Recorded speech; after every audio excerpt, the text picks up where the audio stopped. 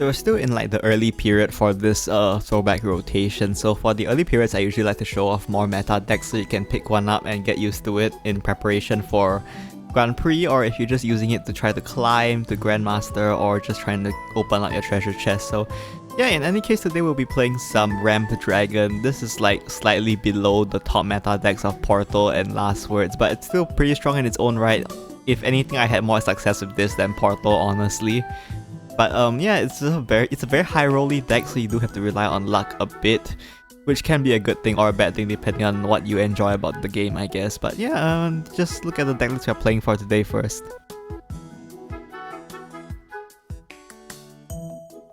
So this is the deck list we're going to be playing for today. I just took it from the tournament winning list, so it's like not original or anything. It's pretty straightforward. You ramp, and then you bully your opponent with a lot of damage, and then you kill them with Gandagoza. That's it. It's pretty straightforward. Yeah, there's not that much to go into detail here. You just ramp, play your big storm cards, punch your opponent in the face a lot until they die. And yeah, it kind of works. Yeah, you can win decent amount of games just by doing that. That's the kind of game we're playing today. Yeah, don't expect the most strategic gameplay ever, but let's look at the games I have for you for today.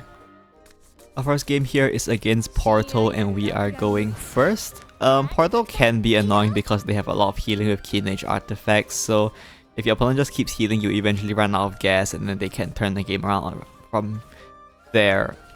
The Mulligan Brothers deck is very straightforward. You just look for Oracle and the 3-cost ramp spell that I forgot the name of. And then for Reggie, you can keep her if you pair her with either Wormfire Engineer or the Quixotic Adventurer. Basically, you just try to find ramp is the point. So go ahead and just use the Oracle there to ramp. Not really any point in trading into the Robotic Engineer there. My opponent has to kill it at some point to get the Last Words active anyway. And then we can just keep hitting them face so that we can kill them eventually, because that's what this deck is. You punch your opponent in the face until they die. It's very straightforward. So here I can actually play Jerva trade and then trade the Jerva, but I prioritize ramping instead because I just think that getting the threat of Gandagoza active as soon as possible is probably the best thing I could do right now.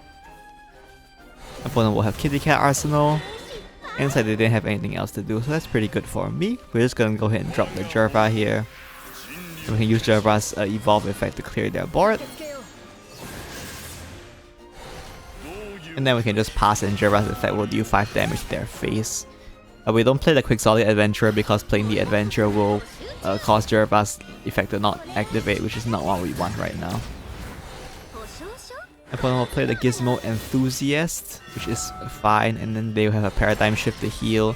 And they are trying to play around Gandagoza since I ramped to 9 PP, which is fine because this puts my opponent in a trap where if they try to play around Gandagoza, they have to play into Jerva and vice versa, so that's what we're forcing on our opponent right now. Then we just pass just to deal 5 damage, deny them trade targets for Keen Age artifact, and then next time we can just use Gandagoza evolve for a nice lethal. So that's how this deck works. It's very just straightforward. So yeah, that's it for this game. Let's move on to the next game.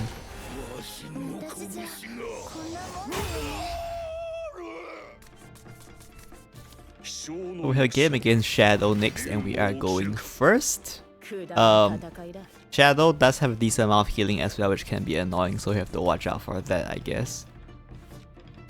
Here I kept the Reggie. If you're feeling lucky, you can just keep Reggie by herself, but generally I think it's better to only keep Reggie if you have a buff card from one. But yeah, I guess it paid off this time, so we can just go ahead and drop the Quixotic Adventurer here. My opponent didn't have anything, which is pretty good for me. And they'll drop the Ominous Tyrant, which is quite slow. The Ghoul is quite annoying though, so we have to watch out for that. We can go ahead and play the Reggie here, who will ramp us, and then we can punch them in the face. And then my opponent drops the Otherworld Gatekeeper, which will, I guess, give them healing, which is annoying, maybe. We drop the Razia here just to annoy them, and then we buff Reggie to ramp, of course. I think I probably just hit face. It would probably just be hitting face. I'm not sure if there's any that much point in trading, so maybe a bit too passive there. My opponent has the Wicked Rebirth though, which will allow them to summon out Ghoul. Unfortunately, my Razia survived the Ghoul's last word, so they will have a trade target to fully clear my board of their Ghoul, as well as evolving Otherworld Gatekeeper for a nice board of their own.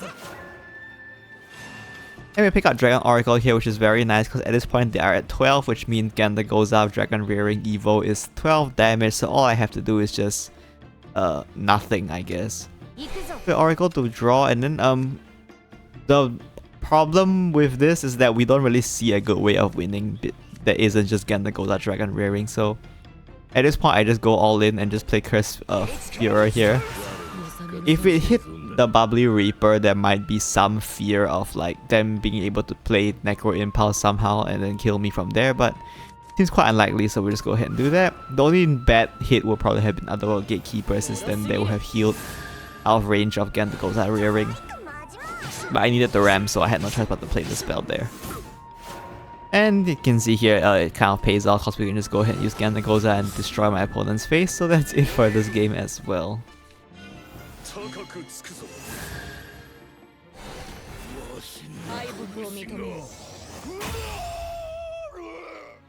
Last game here is going to be against Haven, and we are going first. I would have liked to include a game against Dragon, but it's just a high roll or be high rolled game, so that's not really much to look at there. So yeah, I got bored of playing this deck before I found a good match to showcase against Dragon, so this game against Haven instead. You can see we didn't manage to pick up any early game or any ramp, so not great for us. And my opponent will drop their Envel, so this is looking to be Ward, which is mildly annoying, and we continue to have nothing to do in the early game. There's the Snake Priestess from my opponent, and we still have nothing to do, so we just pass again. This is one problem with this deck, is that there's a lot of very heavy cards, so when you're unlucky, things like this just happen. My opponent will drop the, what's this guy's name? Well, whoever his name is, he's now dead because we just dropped Tiamat and we'll clear it. Unfortunately, still no ramp, so we're really not doing anything that Dragon is good for right now. My opponent will drop the Sarissa here, and they will trade into my Tiamat. And they will be able to maintain her at full health. So we're sort of forced to just use on Wings of Tomorrow to clear these followers, so this Sarissa doesn't just get out of hand at some point. My opponent drops the Pine, and I guess they're finally a bit out of cards to play, so they just go ahead and pass. Which is fair because we've been passing a lot as well, so I mean it's only fair that they pass at some point. And then we can go ahead and drop the Jerva here just to get some damage going to their face. I don't think Jerva is going to be super useful for dealing face damage in this matchup, but maybe it can help us clear their followers or something.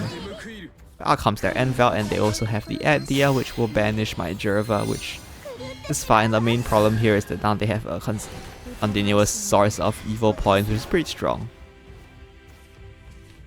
Go ahead and use the Oracle just to draw better cards here. Unfortunately, don't quite find any. Go ahead and just use the Georgius here just to deal some damage. Clear their followers as well. And we can just pass there. Unfortunately, Georgius doesn't trade. Georgius trades too well into Envel, so I don't get Jerva's effect. We drop the Engineer just to get the bike. Honestly, we don't really have a way to use the bike. We're just sort of like telling my opponent, hey, watch out, Ganda Goza's coming, and then like sort of scare my opponent that way. They do have Abdiel though, so they will just banish my bike. Not that I needed it for anything this turn, but you know, very slightly unfortunate. And we do somehow pick up the Ganda Goza as well, so a bit unlucky there, but it's fine. I can go ahead and use Bahamut to clear my own board as well as theirs, and then buff Jerva's effect damage. And then we can look for Ganda Goza next turn for 10 damage. Plus if they have if they played like Zelganea here or something, then maybe it would be annoying, but I mean, if they did have that, I wouldn't be able to do anything, so yeah. We can go ahead and just finish them again to Goza, and that's it for this game.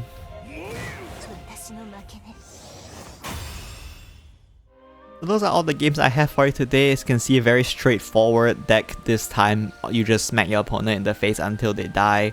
If you want a very simple, straightforward deck to play, this is the one. It is very expensive though, so you have to watch out for that. And it's also maybe not as strong.